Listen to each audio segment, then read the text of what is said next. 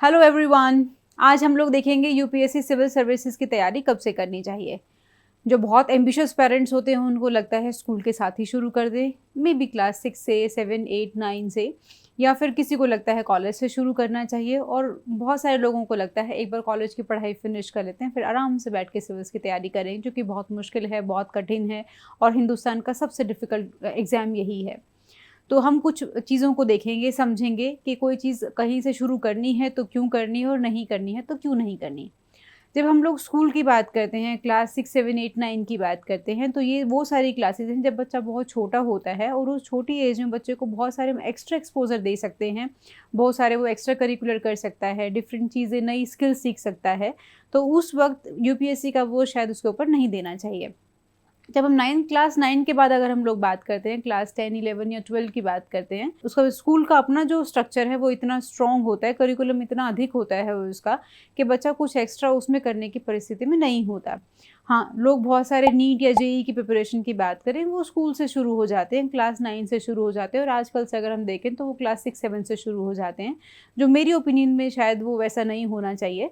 लेकिन वो बहुत एक अलग चीज़ है, वो बहुत एक डिफरेंट एग्ज़ाम है, उसका बहुत अलग ओरिएंटेशन है। जब हम प्रिसाइज़ली सिविल सर्विसेज़ की बात करते हैं, तो उसको मेरे अपने 15 साल के एक्सपीरियंस से उसको हमें कॉलेज से शुरू करना चाहिए। जब हम फर्स्ट ईयर में आते हैं, वहाँ से शुरू करना चाहिए। तो स्कूल में क्या करेंगे? स्कूल का जो करिकुलम है बच्चे का अपने आप में बहुत अधिक है। यूपीएससी की डिमांड बहुत अलग है दूसरे एग्ज़ाम से। अगर हम नीट या जेईई या किसी और एग्ज़ाम की बात करते हैं जो कॉलेज के जस्ट बाद होता है, क्लैट की बात करें, सीयूईटी की बात करें, तो ये सारे एग्ज़ाम कैसे हैं, इनका कुछ ना कुछ करिकुलम मैच करता है आपके एग्ज़ाम के स्ट्रक्चर के साथ। लेकिन यूपीएससी के साथ चीज़ें बहुत अलग हैं, वो बहुत डिफरेंट है वो। यूपीएससी में अगर हम साइंस की बात करें तो वो क्लास 6 से 10th की एनसीईआरटी आती, 11th-12th की नहीं आती। और हम जब ह्यूमैनिटीज़ की बात करें, वो क्लास 6 से लेकर 12th तक की वो चीज़ें वो आती ज़रूर हैं, लेकिन उसमें ओरिएंटेशन थोड़ी सी डिफरेंट हो जाती है। जो वो ओरिएंटेशन समझने के लिए बच्चा भी बहुत छोटा है, तो इसलिए उसको इतना बर्डन देने की शायद अभी ज़रूरत नहीं है। अभी स्कूल में क्या करना चाहिए? स्कूल में बच्चे को अपने कोर्स की किताबों के ऊपर ध्यान देना चाहिए। वही एनसीईआरटी आएँगी उसके हर एग्ज़ाम में, जो वो एनसीईआरटी वो पढ़ाई कर रहा है। अगर वो सीबीएसई करिकुलम के साथ है तो। सीबीएसई के साथ नहीं, आईसीएसई या फिर कोई और एग्ज़ाम किसी और बोर्ड से अगर वो एग्ज़ाम दे रहा है, किसी स्टेट बोर्ड से, आईजीसीएसई है, आईबी बोर्ड है, या कोई भी और अगर बोर्ड से वो एग्ज़ाम दे रहा है, तो वो मोर और सो सबका करिकुलम सेम जैसा ही होता है, ज़्यादा बहुत फ़र्क नहीं होता। बस ये है कि एनसीईआरटी की जो किताबें होती हैं वो थोड़ी-सी बच्चे की मेंटल एज के हिसाब से होती हैं, वो कॉन्सेप्ट को ज़रा ध्यान में देके काम करते हैं, उसमें ज़रा रिसर्च है उन किताबों के ऊपर। तो एनसीईआरटी बच्चा पढ़ सकता है चाहे वो किसी भी बोर्ड से एग्ज़ाम दे रहा हो। और लेकिन वो सारी चीज़ें कैसी हैं, वो आपका बेस बनाने के लिए है, वहाँ से आपका फाउंडेशन शुरू होगा और उसके बाद आपकी बिल्डिंग बननी शुरू होगी, जैसे आप रेफरेंस बुक से जो भी करंट अफेयर्स पढ़ेंगे उसके बाद। So ideal age to start for civil services exam preparation is when you qualify your class 12th। 12वीं पास करने के बाद जैसे भी आप फर्स्ट ईयर में जाएंगे, चाहे वो किसी भी स्ट्रीम में है, आप बीएससी कर रहे हैं, बीए कर रहे हैं, बीकॉम कर रहे हैं, बीडीएस कर रहे हैं, एमबीबीएस कर रहे हैं, कुछ भी कर रहे हैं, कोई भी कोर्स आपने लेके चल रहे हैं, आप इंजीनियरिंग का है, कोई प्रोफेशनल है, या फिर सिंपल पार्ट्स कोर्स है या ऑनर्स कोर्स है, हर कोर्स में अगर जब भी आपका फर्स्ट ईयर, वहाँ से आप उसको शुरुआत कर सकते हो। शुरुआत की डेफिनेशन कैसे काम करती है? अगर आपका कोई 5 साल का कोर्स है, कोई 5.5 का होता है, कोई 5 का होता है, कोई 4 का होता है, कोई 3 साल का होता है, डिपेंडिंग अपॉन आपने किस में एडमिशन लिया है। आप ये जो भी आपका ड्यूरेशन होगा, इसमें आपको उस पूरे जो भी यूपीएससी का सिलेबस है उसको अलग-अलग हिस्सों में आपको तोड़ के उसको उस तरीके से हम उसकी पढ़ाई करेंगे।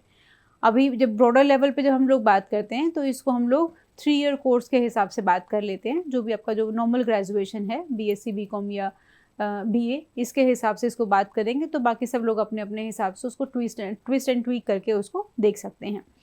तो फर्स्ट ईयर में हम लोग क्या करते हैं, कॉलेज में बहुत बर्डन होता नहीं है पास कोर्सेज़ में। जब बहुत बर्डन नहीं है, आप सिर्फ एग्ज़ाम्स के लिए पढ़ाई कर रहे हो, और अगर सेमेस्टर सिस्टम है तो साल में सिर्फ 2 ही बार एग्ज़ाम होंगे, 2 बार एग्ज़ाम होंगे आपके, और एनुअल सिस्टम है तो साल में 1 बार एग्ज़ाम होगा।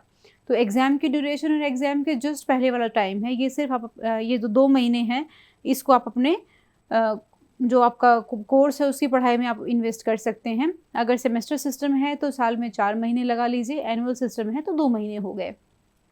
तो आइडियली अगर इसको हम लोग सम टोटल करके देखते हैं 3 साल में, तो हमें क्या लगता है, 4 महीने एक साल के लिए, तो 8 महीने 2 साल के लिए और 12 महीने 3 साल के लिए। तो 3 साल में आपने सिर्फ 1 साल पढ़ाई की है और बाकी 2 साल आपका फ्री टाइम रहा है। क्यों ना इस फ्री टाइम को बहुत अच्छे से इन्वेस्ट कर लिया जाए। इन्वेस्ट करने का तरीका होता है जब उसको आप जो भी आपका गोल है, जो भी एम है, यहाँ पे हम सिविल सर्विसेज की बात करें, अगर आप यूपीएससी क्वालिफाई करना चाहते हैं तो क्यों ना हम उस पूरे ड्यूरेशन को इस तरीके से उसको रीअरेंज करें, रीशफल करें, इस तरीके से मैनेज करें उसको कि आपका वो यूपीएससी का पूरा सिलेबस इन 3 साल में आपका कवर हो जाए। जैसे ही आप ग्रेजुएशन फिनिश करें, 21 साल के हो जाएं, तुरंत एग्ज़ाम दें, you can qualify the exam and you can be the youngest civil servant. Tina Dabi के जैसे। सुनने में बहुत मज़ा आ रहा होगा, है ना, और करने में भी इतना ही मज़ा आता है क्योंकि यूपीएससी अपने आप में बहुत लॉजिकल है, बहुत रीजनेबल है और ये हो सकता है, अचीवेबल है। हमें लगता ज़रूर है कि इतना बहुत कठिन पेपर है, बहुत बहुत कम लोग इसको क्वालिफाई कर पाते हैं, कंपटीशन बहुत ज़्यादा है, पढ़ना बहुत सारा पड़ता है।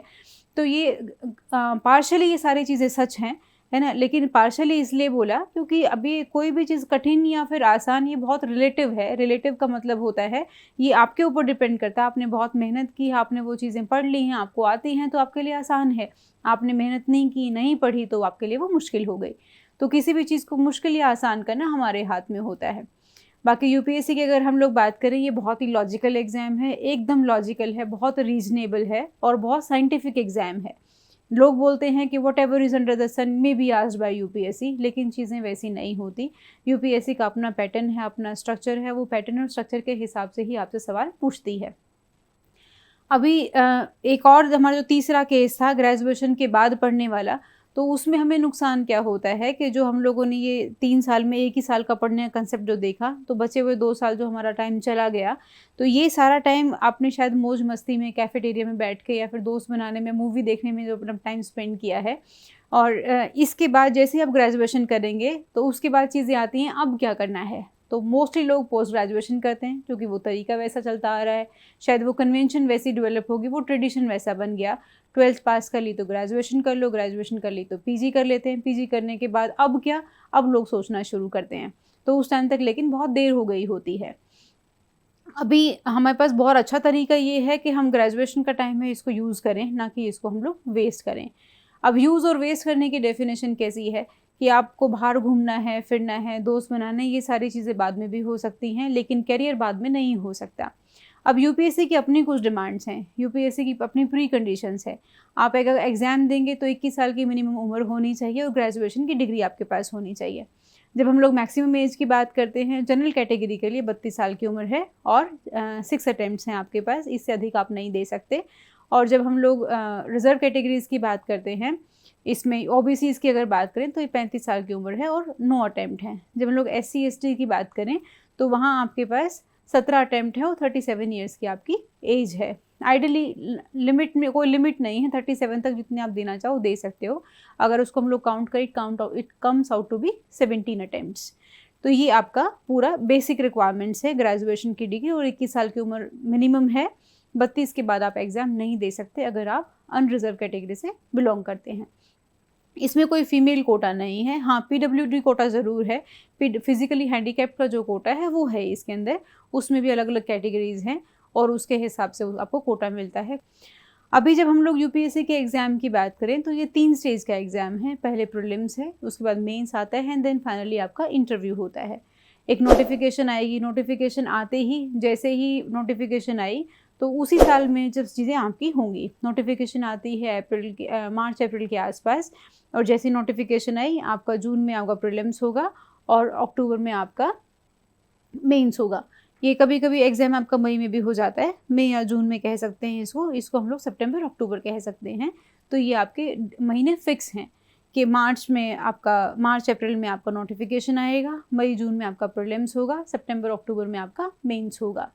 तो अभी जब प्रीलिम्स की जब हम लोग बात करते हैं, प्रीलिम्स में 2 पेपर होते हैं, GS1 और GS2। GS1 में आपका आता है social studies plus current affairs plus science, social studies, science and current affairs. जब हम सोशल स्टडीज़ की बात करते हैं, ये क्या है, हिस्ट्री, ज्योग्राफी, पॉलिटी और इकोनॉमिक्स।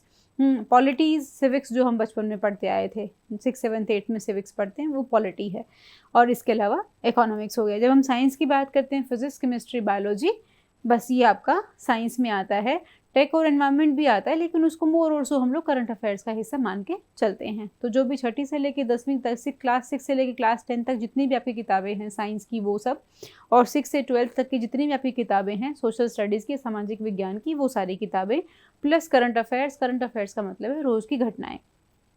ये आपकी नेशनल भी हो सकती है, इंटरनेशनल भी हो सकती हैं, राष्ट्रीय और अंतर्राष्ट्रीय दोनों तरह की जितनी भी घटनाएं घटी हैं वो सारी चीज़ें उसमें वो पूछ सकता है आपसे।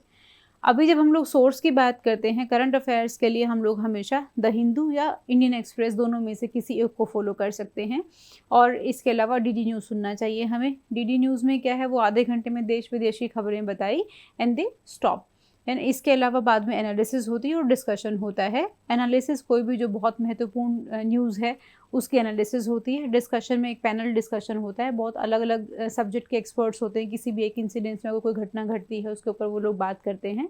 यहाँ से आपको बहुत अलग अलग तरह के व्यूज़ मिलते हैं किसी भी एक टॉपिक के लिए। तो ये आपको कोई भी ऐसे या किसी भी चीज़ को समझने में एक होलसम अप्रोच देता है। आपका जो अप्रोच है, आपका जो पर्सपेक्टिव है, वो पूरा चेंज हो जाता है इसके साथ। तो ये था हमारा प्रीलिम्स का पेपर 1। पेपर 2 में या GS 2 में हम लोग क्या देखते हैं, इसको CSET कहते हैं, सिविल सर्विसेज एप्टीट्यूड टेस्ट। इसमें क्या आता है, इसमें आता है मैथ्स, रीजनिंग, डाटा इंटरप्रिटेशन और डिसीजन मेकिंग के क्वेश्चन। कुछ कम्युनिकेशन के क्वेश्चन भी आते हैं। डिसीजन मेकिंग के क्वेश्चन कैसे होते हैं, जैसे मान लो आप कहीं के SDM हैं और इंडिया वर्ल्ड कप हार के इंडियन क्रिकेट टीम आई है, बाहर बहुत भीड़ है, आप कैसे उसको हैंडल करेंगे। 1 2 3 4 चॉइस, उसमें से कोई एक आपको टिक करनी है। दोनों ही पेपर में GS 1 में भी और GS 2 में भी नेगेटिव मार्किंग होती है। 1/3 आपके मार्क्स कट जाते हैं अगर आपने गलत आंसर टिक किया है तो। अगर आपने वो पेपर क्वेश्चन अटैम्प्ट नहीं किया तो आपको उसके लिए कोई मार्क्स आपके नहीं काटे जाएंगे। लेकिन गलत अगर टिक कर दिया है तो 1/3 मार्क्स आपके चले जाएंगे उसमें। हर क्वेश्चन में 4 ऑप्शन होती हैं, दोनों में ही, GS 1 में भी और GS 2 में भी 4 ऑप्शन में से कोई एक टिक करनी है आपको। GS 1 में आपके 100 क्वेश्चंस होते हैं और 200 मार्क्स का पेपर होता है। और GS 2 की जब हम लोग बात करते हैं, CSET की बात करते हैं, इसमें 80 क्वेश्चंस होते हैं, 80 क्वेश्चन होंगे। और इसमें एक क्वेश्चन है वो 2.5 मार्क्स का होगा और नेगेटिव मार्किंग आपकी 0.83 नंबर की होगी। GS 2 या CSET जो पेपर है ये आपको सिर्फ पास करना है, सिर्फ क्वालिफाइंग नेचर का है। इसमें आपको 33% मार्क्स चाहिए, 66.67 नंबर चाहिए इसमें। इसके ऊपर अधिक नंबर लेंगे तो वो बहुत मायने रखता नहीं है, लेकिन इतने नंबर बहुत ज़रूरी हैं। इतने नंबर आएंगे तभी आपका GS 1 चेक होगा। GS 1 में कोई पासिंग परसेंटेज नहीं है, इसमें जितना अधिक आप स्कोर कर लेंगे उतना अच्छा है। जितना अधिक स्कोर करेंगे तो वहाँ से कट ऑफ क्वालिफाई करेंगे, कट ऑफ क्वालिफाई करेंगे तो फिर आप उसके बाद आप मेंस के लिए एलिजिबल हो जाएंगे।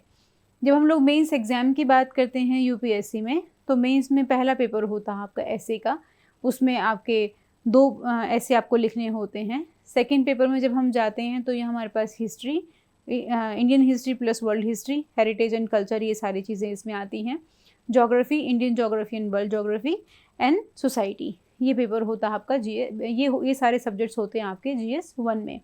जब हम GS 2 में जाते हैं, यहाँ आता है constitution, governance, polity, international relations, ये सारे आपके आते हैं पेपर नंबर 2 में। जब पेपर 3 में हम जाते हैं, paper 3 is more about your current affairs. Paper 2 का भी बहुत सारा हिस्सा करंट अफेयर्स ही है। जब पेपर 3 में हम जाते हैं, यहाँ पर पास internal security, economics and disaster management, environment, technology, disaster management और इंटरनल सिक्योरिटी। तो ये सारे सब्जेक्ट कैसी हैं, ये पूरे के पूरे करंट अफेयर बेस्ड हैं। इसमें कुछ बहुत थ्योरी नहीं है। इकोनॉमिक्स में ज़रूर है थ्योरी, लेकिन बाकी और सब्जेक्ट में बहुत by and large they are about current affairs. और जब प्रश्न भी जब आता है तो वो आपका बहुत एक बहुत ही जनरल सा क्वेश्चन आता है। वो जनरल क्वेश्चन कैसे होता है, आपको थ्योरी और प्रैक्टिकल दोनों को मिक्स करके आपको एक आंसर लिखना होता है उसके लिए। जैसे ही हम पेपर नंबर 4 में जाते हैं, it is about ethics, integrity and aptitude, ये आपका पेपर नंबर 4 में आता है। एंड देन उसके बाद ये GS 4 है, ये ना we have essay, GS 1, GS 2, GS 3 and GS 4। इसके बाद ऑप्शनल के 2 पेपर आपके होते हैं। कोई भी एक ऑप्शनल आपको चूज़ करना होता है। 48 सब्जेक्ट की लिस्ट होती है, उस 48 में से आपको कोई भी एक सब्जेक्ट चूज़ करना है, 2 नहीं चूज़ करना। ध्यान रखिएगा, ये पैटर्न चेंज हो गया है।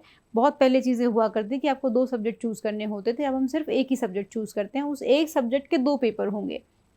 सब्जेक्ट आप कोई भी ले सकते हैं, इससे बहुत फ़र्क नहीं पड़ता कि आपके ग्रेजुएशन में सब्जेक्ट क्या था या आपका कोई जो एजुकेशनल बैकग्राउंड जो है, एकेडमिक्स आपके जो हैं उसमें आपने क्या पढ़ा था। अगर आप BA के स्टूडेंट हैं तो आप फिज़िक्स लेके एग्ज़ाम दे सकते हैं, और अगर आप साइंस के स्टूडेंट हैं तो पब्लिक एडमिनिस्ट्रेशन लेके एग्ज़ाम दे सकते हैं। तो इससे बहुत फ़र्क नहीं पड़ता कि आपने ग्रेजुएशन में क्या लिया था। हाँ, इतना ज़रूर है कि आप उस सब्जेक्ट के साथ जस्टिस कर सकें, बहुत सारे नंबर आप ले सकें। फाइनल आपका सिलेक्शन इस बात पर डिपेंड करेगा कि आपके कितने नंबर उसमें आए हैं। ये सारे पेपर होने के बाद, ये 7 पेपर्स के बाद आपके 2 पेपर और हैं। 2 कंपलसरी पेपर हैं, एक है इंग्लिश लैंग्वेज और दूसरा कोई भी एक रीजनल लैंग्वेज। जब हम लोग नॉर्थ इंडिया की बात करते हैं या फिर सेंट्रल इंडिया की बात करते हैं, हम लोगों की लैंग्वेज हिंदी होती है, हिंदी भाषा हम लोग पढ़ते हैं, तो हिंदी, इंग्लिश और हिंदी करके इसलिए दो कंपलसरी पेपर हम लोग बोल देते हैं। अगर आप हिंदी भाषी प्रदेश से नहीं हैं और आपको कोई और लैंग्वेज लेनी है, जो भी शेड्यूल 8 में लिखा है कॉन्स्टिट्यूशन में, then you can opt that language also, वो भी आप ले सकते हैं। जैसे पंजाबी, गुजराती, तमिल, तेलुगु, तो ये सब लैंग्वेज से भी आप एग्ज़ाम दे सकते हैं। जब हम कंपलसरी पेपर्स की बात कर रहे हैं, ये दोनों के दोनों पेपर आपको सिर्फ पास करने हैं, इसमें बहुत सारा स्कोर नहीं करना। 300 मार्क्स का पेपर होता है ये, इसमें आपको 25% मतलब 75 मार्क्स आपको स्कोर करने होते हैं। जब हम प्रीलिम्स की बात करते हैं, जो 2 पेपर थे आपके, ये दोनों पेपर थे हमारे 200 मार्क्स के, दोनों 200 ईच। जब हम लोग मेंस में आते हैं तो आपके जितने भी ये 7 पेपर्स थे, सारे कितने थे, देवर ऑफ 250 मार्क्स। ऐसे paper GS1, GS2, GS3, GS4 and then 2 optional, ये ऑप्शनल का पेपर 1, ऑप्शनल का पेपर 2, ये सारे पेपर कितने हैं, 250 नंबर के। Then you have 2 compulsory papers, English language and regional language और हिंदी प्रिसाइसली, अगर हम हिंदी स्टेट्स की बात कर रहे हैं तो ये दोनों पेपर कितने के होंगे, ये 300 मार्क्स ईच हैं। तो इसको हम लोग ध्यान में रखते हुए अपनी प्रिपरेशन करेंगे और इसी की आगे सब चीज़ें आप जब जाएंगी तो इसी के अकॉर्डिंग आपकी चीज़ें कैलकुलेट होती हैं। फाइनल सिलेक्शन आपका इस बात पर डिपेंड करता है कि आपके मेंस के और इंटरव्यू के मार्क्स कितने हैं। मेंस पास करने के बाद ही आप इंटरव्यू दे पाएंगे और आपका फाइनल सिलेक्शन मेंस और इंटरव्यू के सम टोटल पे डिपेंड करेगा। उसमें प्रीलिम्स के मार्क्स ऐड नहीं होते हैं। प्रीलिम्स इसलिए चाहिए क्योंकि आप मेंस दे सकें और फाइनल सिलेक्शन आपका मेंस और इंटरव्यू के मार्क्स ऐड होने के बाद ही आपका सिलेक्शन होता है। कभी कभी होता है 2 बच्चों के सेम मार्क्स होते हैं। अगर 2 बच्चों के अगर सेम मार्क्स होंगे तो उनकी रैंकिंग कैसे डिसाइड होगी, तो रैंक डिसाइड करने के लिए इंटरव्यू में कितने नंबर आए हैं और कंपलसरी पेपर में कितने नंबर उसने लिए हैं, जिसने अधिक नंबर लिए होंगे इन दोनों का सम टोटल करके उसको पहली रैंक दे दी जाएगी और दूसरे बच्चे को उसके जस्ट बाद वाली रैंक दे दी जाएगी। तो कंपलसरी पेपर में स्कोर करना यहाँ इंपॉर्टेंट है। इफ़ इन केस अगर उसमें भी दोनों बच्चों के सेम नंबर हैं, कंपलसरी के और इंटरव्यू के मार्क्स भी मिला के भी सेम हैं और वैसे टोटल भी सेम है उसके, तो उसके एज में उसके बाद क्या होगा, उसकी जो भी सीनियर होगा उसको पहली रैंक दे दी जाएगी और उसके जस्ट बाद वाले बच्चे को सेकंड रैंक दे दी जाएगी। इसका seniority in terms of age, जो भी एज में बड़ा होगा उसको उसकी पहले वाली रैंक दे दी जाएगी। ये इस तरीके से होता है। तो ये था हमारा पूरा यूपीएससी का पूरा एग्ज़ाम पैटर्न कि किस तरीके से चीज़ें होती हैं। UPSC is more about studying what is required, या फिर किसी भी एग्ज़ाम की बात करें, किसी भी कंपटीशन एग्ज़ाम की बात करें, हर कंपटीशन एग्ज़ाम में ये बहुत इंपॉर्टेंट है कि जो भी पेपर ऑर्गेनाइजिंग अथॉरिटी है, जैसे यूपीएससी या सीजीपीएससी या फिर एमपीपीएससी, किसी भी पीएससी की बात करें, तो जो भी पेपर लेने वाली जो बॉडी है उसकी रिक्वायरमेंट्स क्या हैं, उसके हिसाब से अगर हम देखें, प्रीवियस ईयर क्वेश्चंस देखें और सिलेबस देखें, तो हमें ये समझ में आता है कि हमें कौन सी चीज़ पढ़नी चाहिए और कौन सी छोड़नी चाहिए। जो पढ़नी भी चाहिए उसको किस तरीके से पढ़ें और जब हम आंसर लिखेंगे किस तरीके से उसको रिप्रेजेंट करें। यूपीएससी की जब सिविल्स की बात कर रहे हैं, प्रिसाइसली जब हम सिविल्स की बात करते हैं, सिविल सर्विस एग्ज़ाम की बात कर रहे हैं, तो इसमें आपका जो प्रीलिम्स वाला एग्ज़ाम होगा ये पूरा ऑब्जेक्टिव टाइप होगा, है ना, ध्यान रखना, इसमें नेगेटिव मार्किंग है। और मेंस है पूरा सब्जेक्टिव होगा और इंटरव्यू ऑरल है, जैसे बहुत एक्सपर्ट 2-3 एक्सपर्ट बैठे होते हैं, then they will ask you questions, वो पैनल जैसा चलेगा सारा। तो ये आपको इन तीनों के हिसाब से अपने आप को प्रिपेयर करना है और जिस दिन आप सोचते हैं कि मुझे IAS बनना है, वहीं से इन तीनों की ही प्रिपरेशन शुरू हो जाती है। बहुत सारे लोग सोचते हैं पहले प्रीलिम्स कर लूँ, फिर मेंस करूँगा, फिर इंटरव्यू के बाद में सोचूंगा, तो ऐसा नहीं होता है ना। यूपीएससी में कोई प्रीलिम्स और मेंस जैसी कोई चीज़ नहीं है, ये फाउंडेशन है, वहाँ से आपको शुरू से बिल्कुल ज़ीरो से आप शुरू करेंगे और एडवांस तक अपनी चीज़ें आप लेके जाएंगे। तो ऐसा इसको हम तोड़ तोड़ के जब पढ़ते हैं तो फाइनली सिलेक्शन नहीं होता है, फिर बहुत लंबा समय लग जाता है जब तक हम उस आइडल स्टेज तक नहीं पहुँचते, जो उसकी रिक्वायरमेंट है वहाँ तक जब तक हम लोग नहीं पहुँचते। तो रिक्वायरमेंट कैसी है, रिक्वायरमेंट है कि आपको पहले एनसीईआरटी पढ़नी ही है, न्यूज़पेपर पढ़ना है, न्यूज़ सुननी है, रेफरेंस बुक्स पढ़नी है, सिलेबस के हिसाब से जाना है और PYQs को आपको देखना है। PYQ मतलब प्रीवियस ईयर क्वेश्चंस को आपको देखना है और जैसे यूपीएससी की जो जैसे एग्ज़ाम का पैटर्न है उसके हिसाब से आपको पढ़ना है। आइडियली यूपीएससी का बहुत पैटर्न जैसी कोई चीज़ नहीं है, वो हर साल आप उसको बदलता हुआ ही पाएंगे। यूपीएससी बहुत डायनेमिक है और यूपीएससी को पता है कि उसको ऐसे लोग चाहिए जो अब जिसकी अपनी कॉमन सेंस बड़ी स्ट्रॉन्ग काम करती हो, है ना। पूरा सिलेबस याद नहीं कर सकते उसका, किसी भी एग्ज़ाम का नहीं कर सकते। हमें बस ये देखना है कि उसकी अप्रोच कैसी है और अप्रोच के हिसाब से हम पढ़ें। तो ये बहुत ज़रूरी है कि आपके मेंटर कौन है, आपके गाइड कौन है, आपके टीचर कौन है। तो सोच समझ के अपने टीचर चूज़ कीजिए और जैसे आपके टीचर गाइड करें आपको, उसको आँख बंद करके फॉलो करते रहिए और you can easily get the success. ये कोई ऐसी चीज़ नहीं है जो एकदम आपको मंगल ग्रह से कोई आएगा और तभी आप पास होंगे, वैसा नहीं है। Anybody can qualify this exam provided if you have the right mentor.